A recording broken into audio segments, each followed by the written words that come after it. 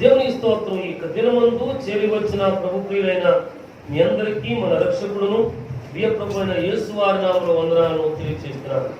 దేవుడు ఆశ్చర్యకరుడు. 2 నెలల జీవనయాత్రను మనం ముగించడానికి ప్రభు సహాయం చేశారు.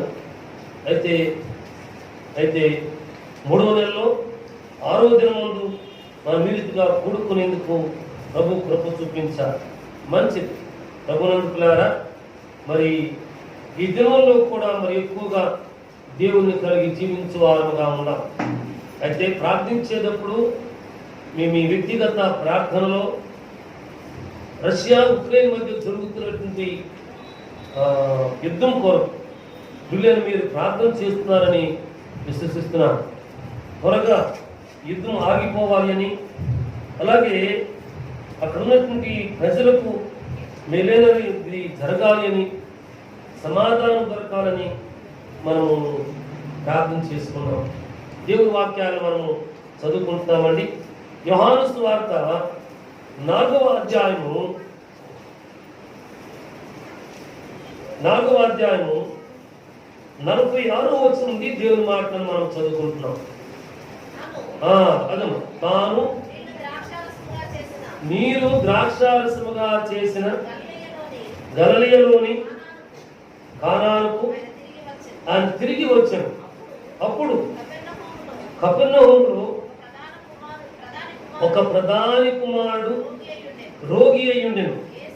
యేసు యోధా నుండి గలిలయకు వచ్చని అతడు విని ఆయన ఎదుకు వెళ్ళి తన కుమారుడు సామసిద్ధమైండెను కాబట్టి ఆయన వచ్చి స్వస్థపరచవలని వేడుకొనెను.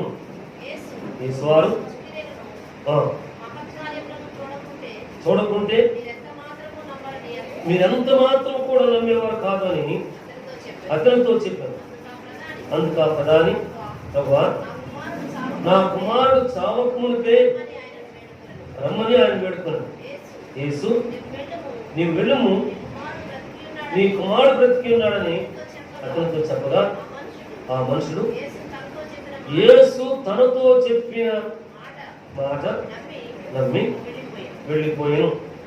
అతను ఇంకా వెళ్ళుచుండగా అతని దాసులు అతనికి ఎదురుగా వచ్చి కుమారుడు బ్రతికి ఉన్నాడని తెలియచెప్పి ఏ గంటకు వాడు బ్రతికెనని అడిగినప్పుడు 1 గంటకు జ్వరము వారిని విడిచి బ్రతికారని సెలవిచ్చారు. దేవుని స్తోత్రాలు. దేవుడు ఈ వాక్కులను మన వినికిల్లో అంగీకరించి మేలులను దయచేస్తారు కాదు. చిన్న ప్రార్థన చేసుకుంటున్నాం. మహోన్నతమైన మా తండ్రి, పరిశుద్ధాత్మ దేవుడా, మీ పరిశుద్ధ నామం కొరకు నీ స్తోత్రాలు. ఈ దినము నీ ప్రియులు మేము చేరుకున్నాం. కపెర్నహూములో మీరు చేసిన 2వ ఆశ్చర్య కార్యాన్ని, అద్భుత కార్యాన్ని, స్వస్థత కార్యాన్ని ఈ దినముందు మేము చదువుకునేందుకు మీరు దయచూపించాలి. ఈ వాక్కును బట్టి మరికొన్ని నీ సత్యవాక్యాలు మేము చదువుకుంటూ ఉండగా మా నాయన మాతో ఉండాలని, బలపరచాలని, నీ కృపలో జీవించాలని వేడుకున్నాం తండ్రి. స్తోత్రాలు. నూతనంగా ఎవరైనా ప్రియబిడ్డలు వచ్చి ఉంటే వారికి ఈ ఆరాధనలో పాల్గొనడం బట్టి దీవెన దయచేయండి. ఈ దినమందు రాలేకపోయిన వారికి ఈ సత్యవాక్య భాగములు మీరు సన్వించినటువంటి వాక్య భాగాలు వారికి దీవెనకరంగా మార్చమని వేడుకున్నాం తండ్రి. స్తోత్రాలు. మమ్మల్ని మేము ఎక్కువ మా ముందు మిగిలినటువంటి పరిశుద్ధ సమయంలో మీ హస్తాలకు చెప్పుకుంటూ యేసు నామములో ప్రార్థిస్తున్నాము మా దేవుడా, ఆమేన్. మంచిది. ప్రభువునందుకులారా, మరొకసారి దినమందు చేరి వచ్చిన ప్రభు ప్రియులు మీకు యేసు నామములో వందనాలను తెలియజేస్తున్నారు. దేవుడు ఆశ్చర్యకరమైన కార్యములను చేసేటువంటి వాడుగా ఉంటా ఉన్నాడు. ఇక్కడ చూసినట్లయితే ప్రభువునందుకున్న గలిలయలోని కానాకు ఆయన తిరిగి వచ్చారట. అక్కడే మొదటి సూచక క్రియ చేశారు. వివాహము నీతిని ద్రాక్షారసముగా మార్చినట్లు దేవుని వాక్యంలో మనం ఎరిగిన వారు దేవుని స్తోత్రం. అయితే అక్కడికి వచ్చానని చెప్పి ప్రక్కపట్నం కావచ్చు, గ్రామం కావచ్చు, కపెర్నహూములో ఒక ప్రధాని కుమారుడు బలహీనుడుగా ఉన్నాడు. చనిపోటుకు తాను చాలా సిద్ధముగా ఉన్నాడు. అయితే అటువంటి పరిస్థితుల్లో ఈ ప్రధాని, ఈ పెద్ద యేసువారి యొద్దకు వచ్చి మనవి చేసుకున్నాడు. నాయన, నా బిడ్డ బలహీనుడుగా ఉన్నాడు కాబట్టి కాబట్టి మీరు వచ్చి స్వస్థతనిస్తే బాగుంటుంది, ప్రార్థన చేస్తే బాగుంటుంది, మీ చేయి అతని మీద ఉంచితే బాగుంటుంది అని చెప్పి మనవి చేసినట్లు నేను వాక్యం చూస్తాను. అందుకు ప్రభువారు కూడా ఒక మాటన్నారు, మీరు స్వస్థత కార్యాలు, అద్భుతాలు వీటి కొరకు ఆశపడుతున్నారు కానీ, ప్రభునందుకులారా వీటి కొరకు ఆశపడుతున్నారు కానీ మీరు ఎంత మాత్రము నమ్మరు అనేది ఒక మాట అక్కడ ఉంది. అక్కడ నమ్మరు అంటే విశ్వాసం ఉంచట్లేదు, విశ్వాసం ఉంచినా కానీ పాపం ఒప్పుకుంటలేదు, పాపం ఒప్పుకున్నా కానీ విడిచిపెట్టలేదు, విడిచిపెట్టినట్లుగా కనబడుతున్నా కానీ పరిపూర్ణ నిరీక్షణ జీవితం ఉండటం లేదు. నిరీక్షణ జీవితం ఉంది అని చెప్పుకుంటున్నా కానీ దేవుని ఎదుట నమ్మకముగా ఉండటం లేదు. ఎందుకంటే జ్ఞానత్రంగం కలిగిన వాడు వీరు నమ్మకస్తులో కాదో ఎరుగు చూసి చెప్పింటాడు, యథార్థవంతులో కాదో చూసి చెప్పింటాడు, దేవుని కొరకు పరిశుద్ధులుగా జీవిస్తున్నారో లేదో గమనించేవాడు. పేతురుతో అన్నాడు, పేతురు మంచిదే, నా కొరకు ప్రాణం పెడతావు నిజమేమో కావచ్చు, లేకపోతే నన్ను విడిచిపెట్టకుండా జీవించడం నిజమే కావచ్చు,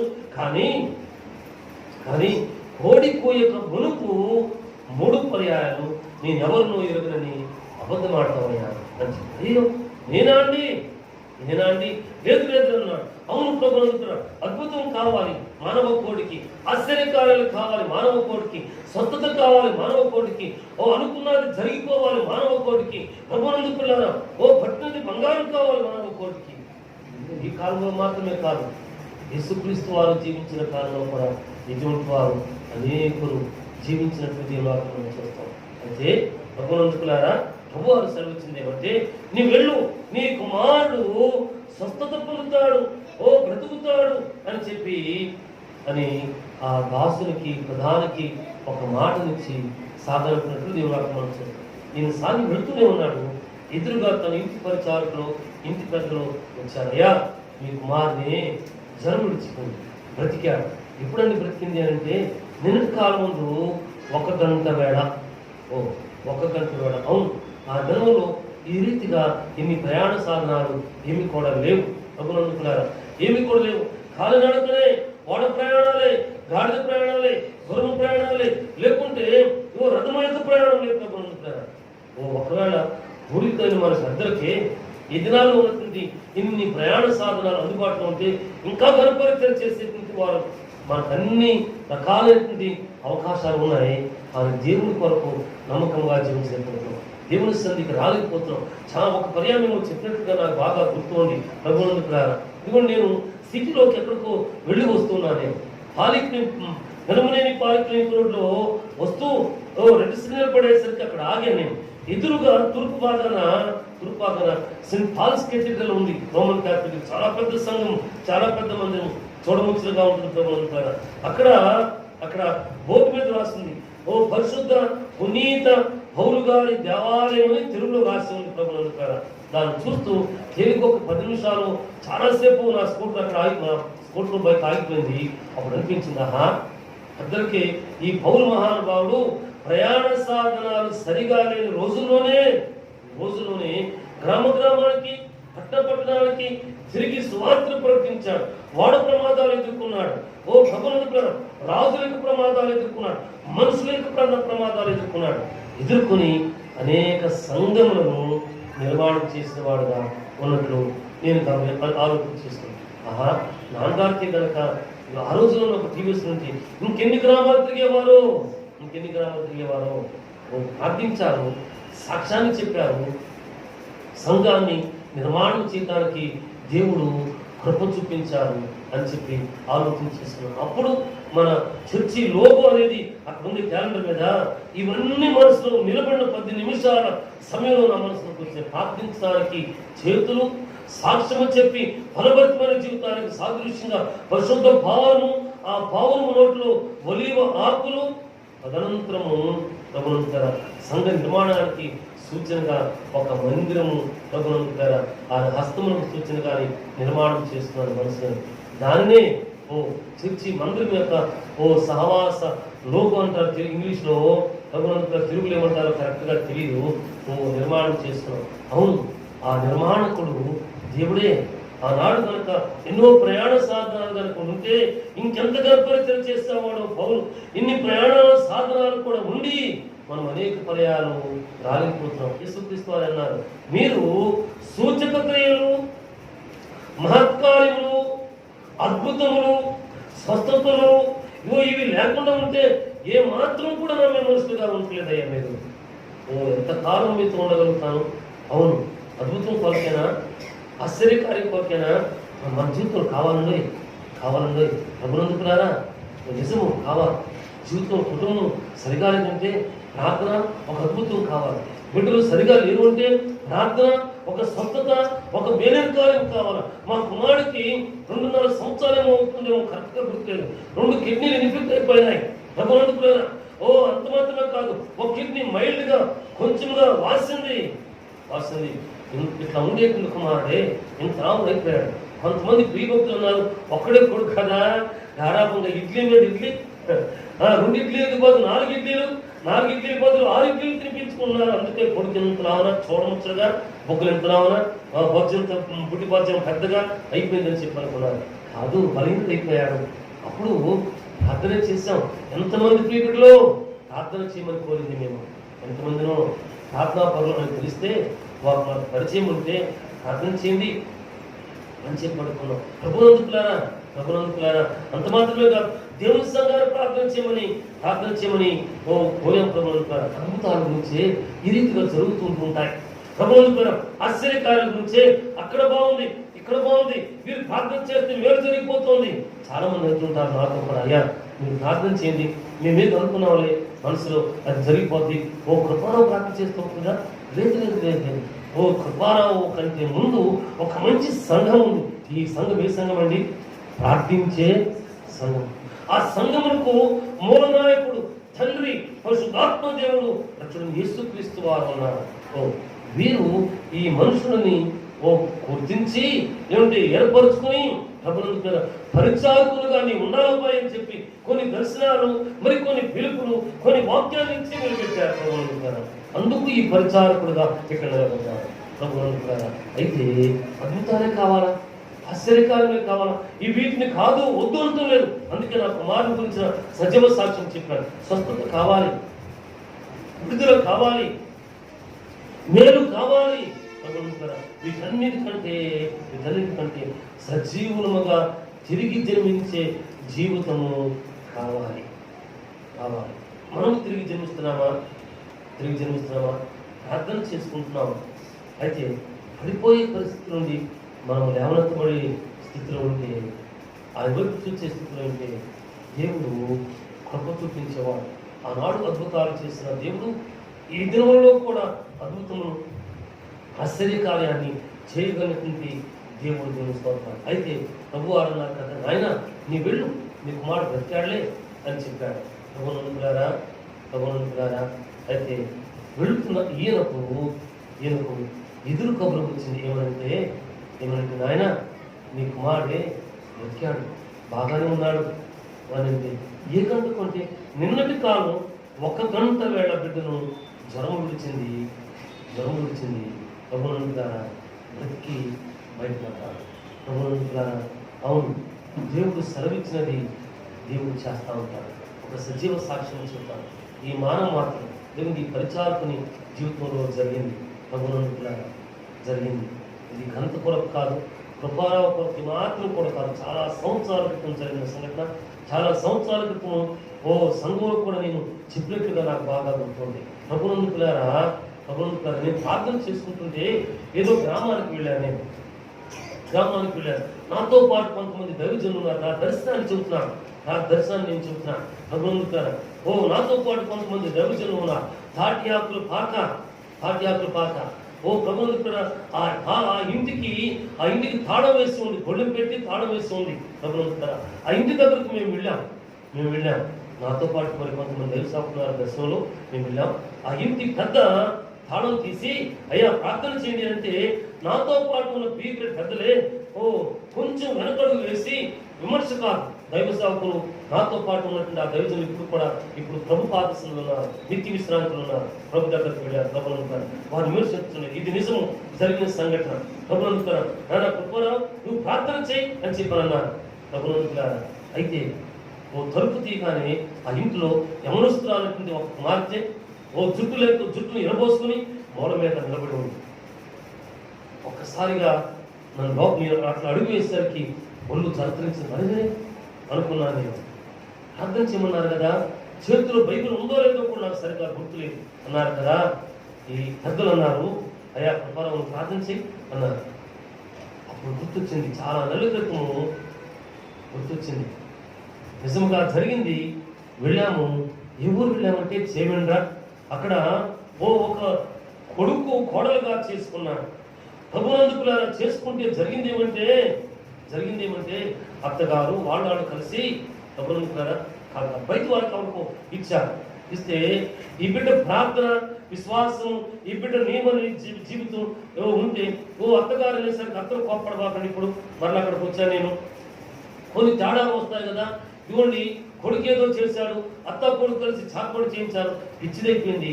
అప్పుడు ఈ దైవ భక్తులు ప్రార్థన చేసేది లేక తాటియాకు ఇంట్లో పెట్టి తాళం వేశారు. ఆకలి కేకలేస్తే పడిలో అంత అన్నం తీసుకెళ్ళి అట్లా తలుపు తీసి అందించడం బయటకు వచ్చి తలుపు బారిలాగా ఓపెన్గా తీస్తే పారిపోద్ది. ఆ రీతి కాకుండా ఉంచా. ప్రభునందుకులారా ఆకలేసి ఏమో ఎవరు పడటానికి కేకలేస్తుంది, ఎవరు పడటానికి ఆకలి నడుస్తుందని చెప్పి తలుపు తీయకుండా ఇంట్లో వెతికితే జాడీలో ఇంత పచ్చడి దొరికింది. అక్కడ పచ్చడి ఆ పాటిని చేతితో తీసుకుని తినేసేసింది. ఏమి కాదా ప్రభునందుకులారా, ఇటువంటి చాలా సంఘటనలు జరిగినాయి. వరావు నువ్వు ప్రార్థన చేయని చెప్పి అన్నారు. ఎన్నో నెలల క్రితం నాకు కనపడిన దర్శనం అక్కడ చూచాను. ఒకసారి ఓళ్ళు జరిగించింది. వచ్చిన ప్రార్థన ఏం ప్రార్థన చేశానో తెలియదు. ప్రభునందుకులారా ఒక నెల తర్వాత అయ్యగారు ఉత్తరం రాశారు. ఫోన్లు ఉన్న కాలం కాదు, ఉత్తరం రాశారు. అయ్యా తమ్ముడు కృపారావు అమ్మాయి ఇప్పుడు కొంచెం బాగుంది. 3 నెలల కాలం అయ్యేసరికి ఏమో ఆ బిడ్డ మా ఊరు అయిపోయింది. ప్రభునందుకులారా హల్లెలూయా. వచ్చిన తర్వాత అన్నాను కదా, అయ్యా మీరు నాకంటే పెద్దవాడు కదా, ఎన్నో దెయ్యాలు అడుగుతారు, ఎన్నో రోగాల కొరకు ప్రార్థన చేశారు, ఎంతో మంది కొరకు కన్నీరు కాచారు కదా, నన్ను ప్రార్థించమని నేను కూడా మాత్రమే తిరిగి వాడినే నన్నే దేవుని ప్రార్థించమని ముందుకు దోషాలిందయ్యా అంటే, లేదయ్యా దేవుడు ఉన్నాడుగా. హల్లెలూయా. మనుషులు దేవుని యొక్క అద్భుతం కొరకు ఎదురు చూస్తున్నారు. దేవుని సంగమా అద్భుతం కొరకు ఎదురు చూడండి, ఆశ్చర్యకార్యం కొరకు ఎదురు చూడండి, నీ కుటుంబంలో విడుదల కొరకు ఎదురు చూడండి, నీ కుటుంబంలో జయం కొరకు ఎదురు చూడండి, నీ యొక్క ఆస్తి, నీ యొక్క జీవితంలో గొప్ప మేలు కొరకు ఎదురు చూడండి. అయితే దాని కొరకు ప్రార్థించు వారంగా ఎవరు ఉందామంటే మనము ఉందాం, సంఘము ఉందాం. సంఘములో ఇక్కడ కూడి వచ్చిన ఈ భక్త జనాంగంలో చాలా ఇరుకులు ఉన్నాయి, ఆటంకాలు ఉన్నాయి, నష్టాలు ఉన్నాయి, రుణగ్రస్త జీవితాలు ఉన్నాయి, మానవాలు ఉన్నాయి. ప్రభునందుకు రెండో మనిషికి చెప్పుకోలేని కన్నీరు ఏడులై పారుతుంది ఆ జీవితాల్లో. సంగమా మనం చేయవలసింది ఏమంటే నిరీక్షణ ఇచ్చి ప్రార్థించవలసిన వారు. మేము ప్రార్థన చేస్తే అద్భుతం అనుకోవద్దు. ఈ కార్యాన్ని ఎక్కడ చెప్పలా, ఇక్కడ సంఘంలో మాత్రమే ఒకసారి చెప్పినట్లు గుర్తుంది. ఆ తరువాత మేము మరలా ఒక 8 నెలలు పోయి వెళ్ళాము. అప్పుడు అడిగాను, ఆయన పరిచయం చేస్తుంది. అయ్యగారు కూర్చుంటే గ్లాసు పెట్టింది, ఇస్తాలు పెట్టింది, అన్నం వడ్డించింది, కూర వడ్డించింది. అయ్యగారు వస్తే అయ్యగారు చిన్న మాట ఏంటయ్యా కాబట్టి, అవును మనం ప్రార్థన చేస్తామే, ఆ మనవరాలు ఏమన్నా ఎవరబ్బా అంటే, ఇదిగో మీకు అన్నం వడ్డించి చలి చేస్తుంది ఆ మనవరాలే ఇట్లా అమ్మాయి అని చెప్పి పేరు పెట్టుకోగలం వచ్చి అయ్యగారు అన్నారు. అమ్మా ఎంత గొప్ప దేవుడు!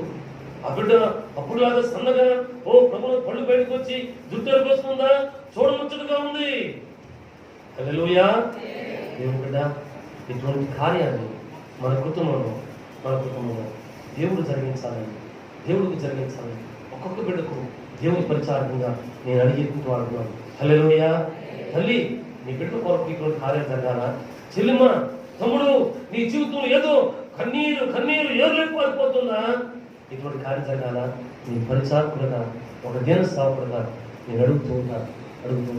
ప్రార్థన మోకరించినప్పుడు నడుపుతుంటాను. నాయన, మా కుటుంబంలోనే ఇంతమంది పెట్టున్నాడయ్యా, ఈ బిడ్డలు ఉన్నారయ్యా, ప్రార్థన పోతున్నారు తండ్రి, నా వల్ల జరిగేది ఏది కూడా లేదు, ప్రార్థన కూడా చేత కాదు, 5 నిమిషాలు ప్రార్థన చేయడం నాకు చేత కావట్లేదు స్వామి. నేను దేవునిగా మనం చేసుకుంటూ ఉంటాం. మరి నువ్వు చేస్తావా? మనం ప్రార్థించేద్దామా? దేవుని కొరకు వెళ్తున్నామా? వచ్చినట్లు పరిచయాలు ఉన్నారు అయ్యా, ఎప్పుడు స్వస్థత పొందాడు, ఎప్పుడు బ్రతుకు జీవితంలోకి వచ్చాడు, ఎప్పుడు జీవించే జీవితంలోకి వచ్చాడంటే నిన్నటి కాలం 1 గంట వేళ ఆ బిడ్డను జ్వరము విడిచి వెళ్ళిపోయింది. అయితే సజీవుడుగా ఉన్నారు. హల్లెలూయా. మన దేవుడు సజీవుడు, తన మాటకు శ్రమిస్తాడు. అయితే ఇంకొక మాట చెప్పండి, దేవుని కుటుంబంలో అందరం కూడా హిందూ ధర్మం వచ్చేవాళ్ళమే కదా. ఏమో అంతకు పూర్వం మనం చేసిన పూజలు, పురస్కారాలు, ప్రభుత్వ వ్రతాలు, యాగాలు, తీర్థయాత్రలు ఏవో ఆటంకంగా ఉంటున్నాయేమో, వాటి నుండి విడుదల తెచ్చామని ఆ కుటుంబం ప్రార్థన చేసుకుంటుంది, ఆ బిడ్డలు ప్రార్థన చేసుకుంటూ ఉంటారు. దేవుని సంఘము మనమే ప్రార్థన చేయాలంటే, నాయన ఫలానా కుటుంబము హైందవ ధర్మం నుండి వచ్చారయ్యా, ఆ కుటుంబాన్ని వెంటాడేటువంటి ఆటంకవాదులు, లోకాధిపతులు విడుదల పంపించాయని మనం ప్రార్థన చేద్దాం. నేను పరిచయలోకి వచ్చిన తర్వాత కన్నా ప్రాంతాలుగా ఏరియా అనేటువంటి ఒక పేరు ఆ దాసులు బాప్తిస్మం తీసుకున్న తర్వాత పెట్టబడింది. వెళితే అక్కడ ప్రభుత్వ వెంకటాపురంలో విన్నాను నేను, ఇందుపల్లిలో విన్నాను నేను. ఆయన ప్రతి నిత్యము ఉదయాన్నే లేచి సూర్య నమస్కారం చేసుకుని తన ఇష్టదేవాలకు నమస్కారం పెట్టి ఇక్కడ నుండి నిత్యను బొట్టు పెట్టుకుని మాత్రమే జుట్టు ఇక్కడ పంచుకుని ఉండేటువంటి వాడట. యాత్రలు చేస్తుండేటువంటి వాడు, ఇష్టదైవాలు చుట్టూ తిరుగుతుండేవాడు. విమర్శ కాదు, నిజము. దేవుని దగ్గరకు వచ్చిన తర్వాత, అయ్యా నువ్వు పలానాయకు మొక్కున్నాను, ఈ జులపాలకి అంటే అక్కడికి వెళ్ళాలిగా అని చెప్పంటే దైవ సాగుల సంఘం చెప్పారట. అక్కడికి వెళ్ళాల్సిన అవసరం లేదు, ప్రార్థన చేస్తాను, మంగళం పిలిపిస్తాను, లేకపోతే నీవే మంగళ షాప్కి వెళ్ళి నీ గుండు కుట్టింగ్ చేసుకో. అరటిగా తీశాడు. ఒకవేళ మీకు ఏదో దేవుడికి ఎవరికో మొక్కుబడులు అట్లా నిల్చున్నాయా, ప్రార్థన చేయి, మాతో చెప్పు, పరిచారకులతో చెప్పు, ఈ పరిచారకులు ప్రార్థన చేస్తాడు. అంత మాత్రమే సంఘం ప్రార్థన చేస్తూ ఉంటుంది. నువ్వు తొలగించిపోయి ఇంకా అక్కడ ఉండవద్దు, నీ దగ్గర నిలవడానికి వీలు లేదు. దేవుని దగ్గరకు వచ్చావు కదా, ప్రార్థన చేసుకుంటున్నావు కదా, రక్షణ సంపాదించుకున్నావు కదా, దైవ దర్శనం పొందుతున్నావు కదా, స్వరాన్ని వింటున్నావు కదా, వాక్యాన్ని వింటున్నావు కదా, వాక్యం ద్వారా దేవుడు మాట్లాడుతున్నాడు కదా, ఒక నడిపింపు ద్వారా దేవుడు జీవనిస్తున్నాడు కదా. అయితే ఆ సమయం గుర్తించి, ఎదుగుతాను గుర్తించి, ఇప్పటికీ చేసిన మేలు గుర్తించి, ఇక ముందు చేయబోయే మేలు కొరకు మనం కన్నీరు కార్చే రీతిగా మనం ఉన్నాం. దేవుడు మన మనవులను, మన విశ్వాసాన్ని, అంతరంగాన్ని అంగీకరించే వాళ్ళు. ఇప్పుడు దేవుని యొక్క జీవ గ్రంథంలో ఉంది మార్కు సువార్త 11వ అధ్యాయము 24వ వచనం మనం చదివితే, మార్కు సువార్త 11వ అధ్యాయము, అందుచేత ప్రార్థన చేయనప్పుడు అడుగుతున్న వాటి నెలను ఉంది ఉన్నామని నమ్ముడి, అప్పుడు అవి మీకు కలుగును అని మీతో చెప్తున్నాను. దేవుని స్తోత్రం. ప్రార్థన చేస్తున్న వాటిని పొంది ఉన్నామని నమ్ముడి. ఇప్పుడు చదువుకునే బిడ్డల కొరకు ఒక మాట నేను చెప్తాను. నాకు తెలిసిన ఒక కుటుంబంలో ఆ కుటుంబంలో ప్రభునంత కుమారుడు చాలా తెలివిగా ఉండేవాడు. ఎట్లా చెబితే అట్లా పట్టుకుని అందుకు చెప్తుండేవాడు, చదివేవాడు. కుమార్తె కొంచెము జ్ఞానహీనురాలుగా ఉండేటుంది. అయితే కూతురు పుట్టింది. లోకస్తులు కుటుంబాలు ఒక మాట మాట్లాడుతున్నారు, మేనమాంసాలు వచ్చిందని. ఒక ఆయన అన్నాడు, ఇప్పుడు ఏదో ఉంటుంటే ఆ కొడుకునే వారానికి ఒకసారి కడతాడంట. ఏమని? నీకంతా మేనమాంసాలు పడిందిరా అని. ఎందుకో ఈరోజు మేము నిద్రలేసిన తర్వాత ఏదో దేవుని మాట్లాడుకుంటూ అదే సందర్భం గుర్తొచ్చింది. ఏమని? అంత మేనమావ సాగుపడిందిరా, ఎన్ని చెప్పినా ఎన్ని చేసినా అట్లాగే కూర్చుంటాం అని చెప్పి తెలుసుకుంటారా. ఆ బిడ్డ ఉరికి కూర్చుంటాడా? లేదు, ప్రయాసపడుతూనే ఉంటాడు. అయితే ఈ తల్లి మేనమావలు సాగుపడింది, పిచ్చిదిగా ఉంది, తింగిరిదిగా ఉంది అని అబ్బా సంఘంలో సిస్టర్ ప్రైజ్ లార్డ్ వందనాలు ప్రార్థన చేయండి, అన్న ప్రైజ్ లార్డ్ వందనాలు ప్రార్థన చేయండి, కూతురు గురించి ప్రార్థన చేయండి, ఇదిగో ఇట్లా పరిస్థితి చెప్తుండేదట. కొంతమందికి ఎంత ఉండేది, ఏంటి మనిషి ఇంటి గుట్టుని బయట పారేసుకుంటుంది, కూతురు గురించి చెప్పుద్ది ఏంటి అని చెప్పి అనుకునేవాళ్ళ సంఘం కదా. కానీ జరిగింది ఏంటో తెలుసా? 10th ఫస్ట్ క్లాస్ పాస్ అయింది, ఇంటర్మీడియట్ ఫస్ట్ క్లాస్ పాస్ అయింది, ఇంజనీరింగ్ ఫస్ట్ క్లాస్ పాస్ అయింది, ఎంటెక్ ఫస్ట్ క్లాస్ పాస్ అయింది. గమనించారా? ఇప్పుడు నాకు తెలిసినంత వరకు బెంగళూరు అనుకుంటా చాలా ఉన్నతమైనటువంటి ఉద్యోగం చేస్తా ఉంది. గమనించారా?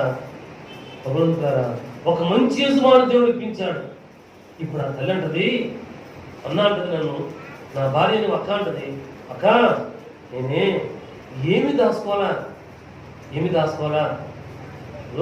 మీరు ప్రార్థనా పౌరులు అనిపిస్తే అన్నా అక్క ప్రయత్నాడు నా కూతురు కోసం ప్రార్థన చేయండి.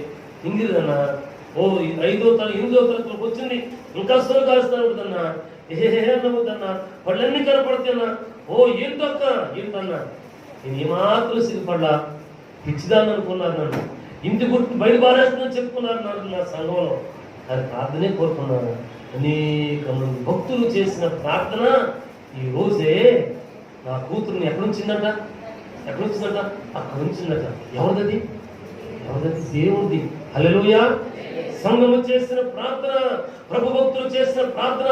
ఎక్కడికైనా వెళితే ఈ ప్రీపెట్టు ప్రార్థనా పనులు అంటే అన్నా ప్రెసిడెంట్ రాత్రి 1 గంటైనా సరే ఆ కోటంలో ఉండి అన్నా ప్రెసిడెంట్ నా కూతురు కోసం ప్రార్థించేది. కూతురు పేరు రూత్, పేరు కూడా చెప్పొచ్చేదట. ఆ బిడ్డకి దేవుడు నియమించాడు. ఇట్ట చెబితే అట్ట వేసుకుని వెళ్ళి బ్రహ్మాండంగా చదువుతాడన్నవాడు ఏమయ్యాడండి చెప్పండి. నా తమ్ముడు మీరు చెప్తున్నారు, మనం చెప్పుకున్నారు, వాళ్ళ గురించి చెప్పాడు. ఆ డుమ్కాల మీద కొట్టాడు. సరే మొన్న ఎంబీబీఎస్ పాస్ అయ్యాడు. డబ్బు అందుకున్నారా?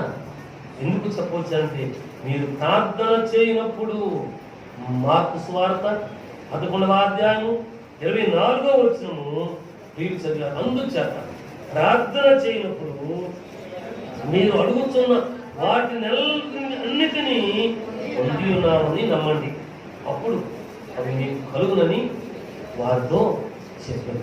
ప్రభునందుకులారా, ఈ ప్రధాని కపెర్నహూములో ఉన్నటువంటి ఈ ప్రధాని నీ వెళ్ళు, నీ కుమారుడు బ్రతికాడని చెప్పాడు.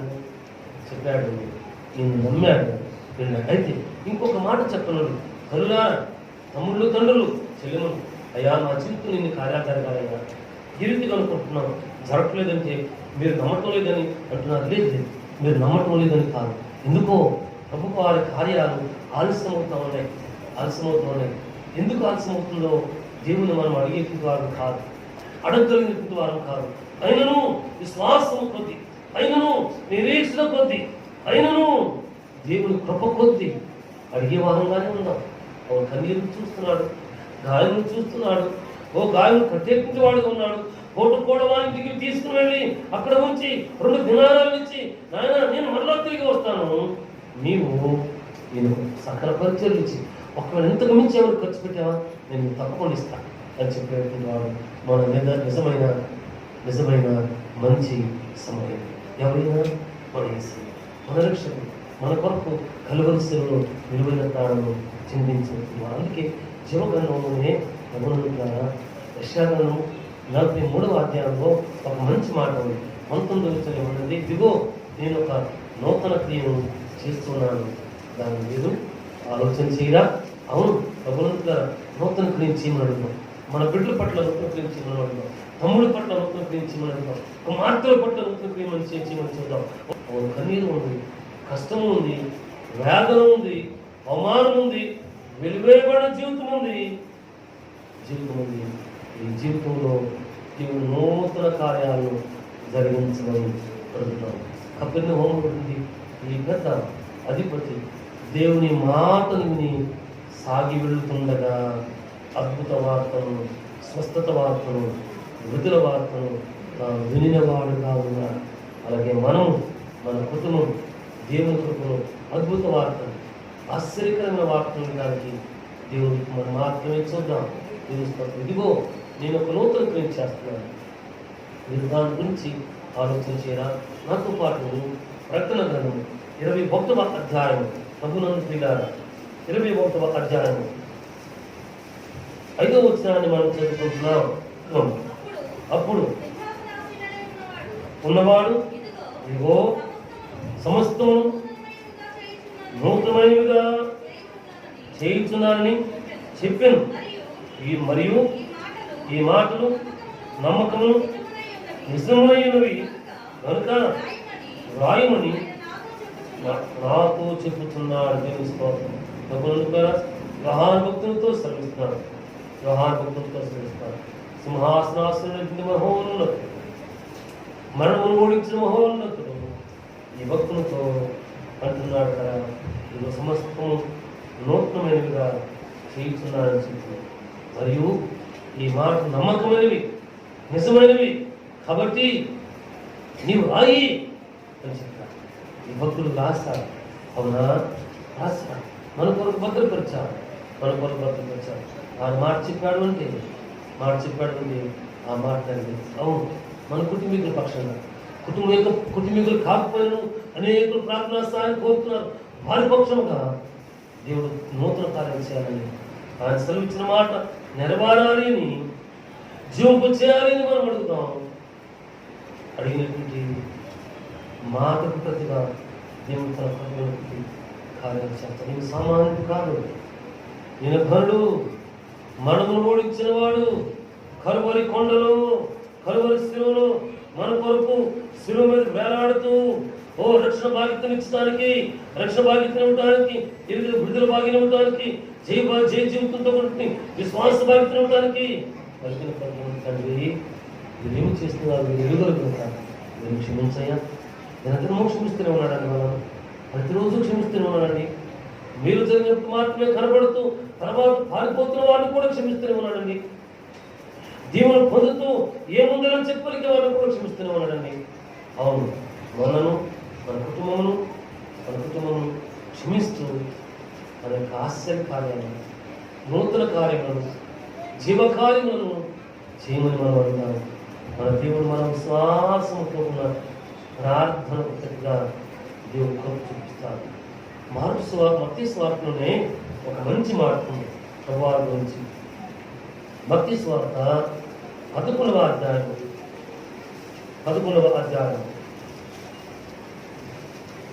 29వ వచనాన్ని మనం చదువుకున్నట్లయితే, నేను మత్తయి సువార్త 11వ అధ్యాయం 29వ వచనాన్ని అమ్మ చూస్తాను.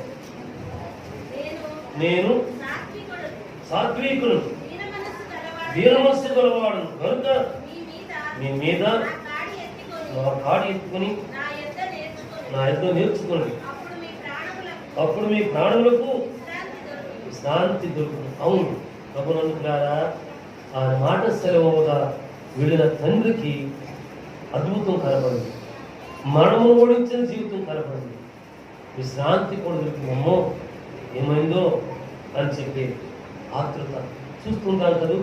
సమాజంలో తండ్రి చనిపోయినటువంటి వార్తలు వింటుంటాం. తండ్రి హార్ట్ స్ట్రోక్తో చనిపోతే విన్న వెంటనే ఈ బిడ్డ హార్ట్ స్ట్రోక్ ఒకసారి కూలబడిపోయి చనిపోయిన వార్తలు బోర్డు వింటుంటారు కదా.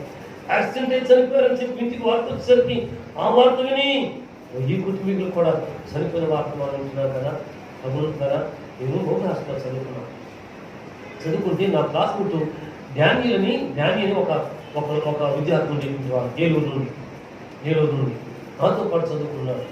బాగా చదివేవాడు, అలరగా ఉండేవాడు, దెబ్బలు తినడానికి ప్రశ్నాస్తా తింటూ ఉండేవాడు. వాడు పెద్దనాన్న గారు చనిపోయారు. ప్రభుత్వం పెద్దనాన్న గారు చనిపోయిన 6 నెలల కాలంలో ఏమో వీళ్ళ నాన్నగారు చనిపోయారు. సిక్ అయ్యి హాస్టల్కి వచ్చారు. మాతో అంటుంటే కూడా రే మా పెద్దనాన్న చనిపోయిన 6 నెలలకు మా నాన్న చనిపోయాడు. మా పెద్దనాన్న సమాధి పక్కనే మా నాన్న సమాధి చేశారు. మా నాన్న తర్వాత నేనే చనిపోతారా మా నాన్న ప్రక్కనే నా సమాధి ఉండాలి అని వాడు. ఎంత వయసు? చిన్న వయసు, మేబీ 50 years లోపు ఉండి ఉంటాం అనుకున్నాం. 15 సంవత్సరాల లోపల ఉండినటువంటి వయసు మాది. అప్పుడు అదే నువ్వెందుకు చనిపోతావు? బాగానున్నా కదా, నువ్వెందుకు చనిపోతావు అని చెప్పుకుంటుండే వాడు. సంవత్సరం తిరిగి వచ్చే లోపు వేసవి సెలవులు వచ్చాయి. వేసవి సెలవులకు వెళ్ళారు, ఆడుకున్నారు, గోళీలు ఆడుతున్నారు ఏలూరులో. ఫ్రెండ్స్ స్నేహితులు కొట్టుకున్నారు. మరి ఏమనిపించింది? ఇంట్లోకి వెళ్ళాడు, తాట్యాగింటికి దూరానికి ఉరి వేసుకుని చనిపోయాడు. వాళ్ళ నాన్న సమాధి పక్కనే ఎదురు కూడా సమాధి చేశాడు. సెలవులకు తిరిగి వెళ్ళాము, వాడు తమ్ముడు తిరిగి వచ్చాడు, మా తర్వాత తరగతున్నవాడు. ఓ ఏంటా అన్నయ్య అంటే ఏడు చేశాడు. ఏమైందిరా అంటే ఇట్లా జరిగిందన్నాడు. మా అన్నయ్య ఎందుకు అన్నాడు? మా నాన్న సమాధి పక్కనే నేను వెళ్ళిపోతా, నా సమాధి అక్కడే ఉంటుందని పలికాడు వాడు. అట్లా చెప్తాడు. మరి వాడిని సందర్శంగా చెప్పావా? చెప్పలేదు. మరి చెప్పాల్సింది కదూ అని చెప్పి కొంచెం పెద్ద వయసుకుంటే మేము అన్నా ఎట్లా జరిగింది. అవునా? వాడు కాంగో వచ్చి మెలకు తప్పించుకెళ్ళిపోయాడే. భగవంతుడా, ఓ మానవ జీవితంలోనే భగవంతుడారా, మనము కోరవద్దు, వీడును కోరవద్దు, వేదను కోరవద్దు, చనిపోతే బాగుందని కోరుకోవద్దు. ఆయన సాత్వికుడట, మనం కూడా సాత్వికులు అయింది. ఆయన సిలువనెత్తుకుని నేర్చుకునే వారంగా ఉన్నాం. ఓ మేలు పొందే వారంగా ఉన్నాం. భగవంతులారా, మేలు పొందే వారంగా ఉన్నాం. కలువరి సిలువలో మన కొరకు శిలువ మీద వేలాడుతూ రక్షణ బాధ్యత నుంచి ఒక మంచి మాట ఏమని పలకండి, తండ్రి మీరేం చెప్తున్నారో ఎదుగురు కనుక వీరిని క్షమించని చెప్పాడు. అవును, క్షమాపణ అప్పుడు దొరికింది, ఇప్పుడు దొరుకుతుంది. ప్రతి క్షణము మనకు క్షమాపణ దొరుకుతుంది. ఆ క్షమాపణ కొరకు ఈ సాత్వికుడైన యేసయ్య పాదముల దగ్గర మన జీవితం అనబడేస్తారు, మన కుటుంబం అనబడేస్తారు, మన శ్రమలు అనబడేస్తారు, మన ముందున్నటువంటి ఆశలు అవసరమైనటువంటి యొక్క వీటిని ఎత్తుకుని సాగేది. మరణమును కోరుకోవద్దు. ఏమో చనిపోతే బాగుండు. నేను ఇప్పుడు చెప్తున్నాను, ఇప్పుడు చచ్చిపోతే ఎంత బాగుందన్నా వాడు జోలికి చావు సస్తే రాదు. అవునా? అవును, నేను చూసి చూడవాడు ఇప్పుడు చచ్చిపోతే ఎంత బాగుంటాయో అని చెప్పంటారు. వాడు శుభ్రంగా 80 సంవత్సరాలు దాటుతాయో 90 సంవత్సరాలు దాటుతాయో నాకు వాళ్ళ వయసు నేను లెక్కలేదు, కానీ దివ్యంగా బ్రతుకుతున్నాను. నువ్వు చావు కోసం ప్రార్థన చేయదు. అయ్యా నువ్వు క్షమించేవాడుగా, నాయన నువ్వు దీర్ఘాలు ఇచ్చేవాడుగా, నీ కృపలో బ్రతికిస్తూ ఇంకా ప్రార్థన చేసే బిడ్డగా ఉంచాయని చెప్పి ప్రార్థన చేస్తుంది. సాక్ష్యం చెప్పే బిడ్డగా ఉంచాయని ప్రార్థన చేస్తుంది. ఒక ఆత్మను సంపాదించే బిడ్డగా ఉంచాయని ప్రార్థన చేస్తుంది. అవును, కష్టాలు కన్నీరు ప్రభా ఈ లోకంలో నన్ను ఆ కష్టాలు కన్నీరు ప్రభా ఆ పరలోకంలో తుడిచివేసావని అని చెప్పి ప్రశ్నాకాలం పాట రాశాడు. అవును, ఈ లోకంలో కాలం కష్టం ఉండాలి, కన్నీరు ఉంటుంది, వేదన ఉంటుంది, అవమానం ఉంటుంది, ఎగతాళి ఉంటుంది. భగవంతుడు ప్రార్థించే వాళ్ళు ఉంటుంది, ప్రార్థన చేసుకుంటూ ఉంటాం. కదా కొంతమందికి వాడుగా నీకు 3 రోజులు ఉపవాస ప్రార్థన చెప్పాగా దేవుడు ఏం మాట్లాడాడు నీతో? ఏం మాట్లాడలేదా? ఓ ఈ సాగదీపులో ఉంటుంది ఒకటి దీర్ఘ అర్థం, చాలా అర్థాలు ఉంటాయి. ఒకవేళ నేను ఎవరైనా అడిగారు అనుకో, బాధపడకు. అది ఆ మనిషి యొక్క తత్వం, ఆ మనిషి యొక్క ఆలోచన, ఆ మనిషి యొక్క నాలుకది. దాని గురించి బాధపడకు. నేను అడిగినందుకు మనము యేసయ్యవలే సాత్వికులుగా అయింది ఆయన సిలువనెత్తుకుని సాగిపెడుతూ ఉన్నాం. మనకు విశ్రాంతి ఎక్కడ దొరుకుతుంది? ఆయన దగ్గరే దొరుకుతుంది. దేవుని స్తోత్ర. ఆ విశ్రాంతి ఇచ్చేవాడు దేవుని స్తోత్ర. ప్రభువులారా, ఈ సాత్వికతను స్వతంత్రించుకున్నాం. ఓ దేవుని కృపలో సాగి ఉన్నాం. దేవుని స్తోత్ర. ఒక మాట జ్ఞాపకం చేసుకున్నాం. పరమరక్షకుడు పరమ తండ్రి మన మిత్రుడైనటువంటి మోషే గురించి ఒక మంచి మాట సెలవించాలి. సంఖ్యాకాండం 12వ అధ్యాయం, సంఖ్యాకాండం 12వ అధ్యాయం 3వ వచనం. మోషే భూమి మీద ఉన్న వారందరిలో మిక్కిలి సాత్వికుడు. బా, ఎంత మాట అండి! ఒక పరమ తండ్రి ఒక మానవాత్మ గురించి చెప్పిన వాక్కు.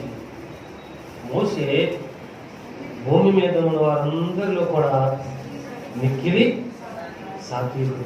అంటే మోషే గారు కష్టాలు రాలేదా? ఇరుకులు రాలేదా? అవమానం రాలేదా? దేవుడి తరమలేదా? ఓ ప్రభుతో 40 దినాలు 40 పగలు మాట్లాడుతూ మహిమలు చూస్తూ గడిపి ఆయన ఇచ్చిన ఆజ్ఞను జీవాకు తీసుకుని వచ్చే లోపు ఈ ఇశ్రాయేలును చేయకూడదు పనులు చేయలేదా? చేశారండి. అయితే కోపం రాలేదా? కోపం వచ్చిందండి. కానీ ఆ కోపమును, ఆ పగను, ఆ గద్దింపును, ఆ అసూయను అక్కడ విడిచిపెట్టేశాడు. దేవుని దగ్గర విడిచిపెట్టేశాడు. దేవునితో సాగిపోయాడు.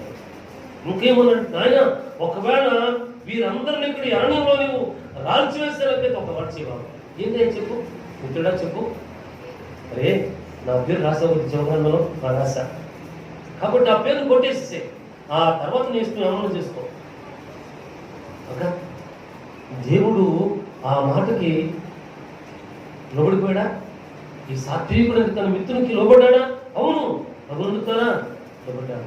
సరే, కానీ నువ్వు అడుగుతున్నావు కదా దేవుని బిడ్డ, ఆ రీతిగా దేవుని దగ్గర అడిగే బిడ్డగా అయ్యాడు, ఆ రీతిగా దేవునితో జీవించే బిడ్డగా అయ్యాడు, సంఘంతో ఉండే బిడ్డగా ఉండు. నిజమని ఇక్కడ ఉన్నప్పుడు మాత్రమే పరిశుద్ధత కాదు, దేవుని పరిశుద్ధ మందిరం ఉన్నప్పుడు మాత్రమే నాలుగోవడం అది పరిశుద్ధత కాదు. నిజమని పరిశుద్ధంగా దేవుడు యావత్తేవాడు ఉంటాడు, కృప చూపించేవాడు ఉంటాడు, వర్ధలు చేసేవాడు ఉంటాడు, కనికరం చూపించేవాడు ఉంటాడు. దేవుని స్తోత్రాలు. మోషే భూలోకమంతట్లో కూడా మిక్కిలి సాత్వికత అన్నాడు కదా. మా మధ్య స్వార్థ 11వ అధ్యాయం 29వ వచనంలో, నేను మిక్కిలి సాత్వికుడను, నా సిలువ ఎత్తుకొని మీరు నేర్చుకున్నాం. ఆయన సాత్వికుడు కాబట్టి, దేవుని మనసు గలవాడు కాబట్టి ఆయన కాడు నేర్చుకున్నాం, దేవుని యొక్క నేర్చుకున్నాం. మన ప్రాణములకు, మన కుటుంబములకు విశ్రాంతి దొరుకుతుంది. అదే విధంగా దేవుని జీవగ్రంథం మోషే భక్తుడు సాత్వికుడు తన జీవితంలో కూడా కొన్ని గురించి మాట్లాడుతున్నాడు, ఇబ్బందులు వచ్చిన మాట్లాడుతున్నాడు. వాటన్నిటిలో కూడా దేవుడికి మాట్లాడుతున్నాడు. ప్రధాన అధిపతి తన కుమారుడు చాలా సిద్ధముగా దేవుని దగ్గరకు వచ్చాడు, మాట్లాడి పనులు చేశాడు, ప్రభు కూడుకొని మాటలు పంపించాడు. అద్భుతాలు, ఆశ్చర్యాలు దేవుని మాత్రమే కోరుతున్నారయ్యా, అట్లుంటేనే దేవుని పంపించి వారు ఉంటున్నారయ్యా అని చెప్పి పలికాడు. నీ వెళ్ళు, నీ కుమారుడు బతికాడు అని చెప్తే ఆ మాటను బట్టి సాగి వెళ్ళాడు, తన కుమారుడు జీవించాడు. అవును, దేవుని మాటను బట్టి సాగి వెళ్ళాడు. మనం జీవించేవారు ఉన్నాం, మన కుటుంబం జీవించేది ఉండాలని కోరుకున్నాం, మన సంఘం జీవించేదిగా ఉండాలని కోరుకున్నాం, మన పిల్లలు జీవించేవారు ఉండాలని కోరుకున్నాం, తన కృపలో వర్ధిల్లాలని కోరుకున్నాం. తనను బలపరిచి భద్రపరిచి జీవించేవాడు. మన జీవనకృతిగా నిత్యమైనటువంటి ఆస్పత్రి దేవుడు మనం ఈ వాక్కు గురించి ఏం పొందుతాం కాక ప్రార్థన చేసుకుంటున్నామండి. వాకు అనిపించిన వాకన్నిటి పట్టుకుంటున్నారు, నమ్మి సాగిపోవడానికి మాకు నేర్పించింది, ఆశ్చర్యకారం చూడటానికి కూడా దయచేపించండి. మా కుటుంబీకులు కూడా వ్యాధుల చేత శోధన చేస్తున్నారు, వారికి విడుదల ఇచ్చింది, సమాధానం వెలుపించింది, గ్రంథ పొందినారు. ఈ వాక్యాలు మాకు నాటి జీవజాలను నీటిని కట్టి ఫలించింది. వేస్తున్నామని ప్రార్థిస్తున్నాను. ఆమేన్, ఆమేన్.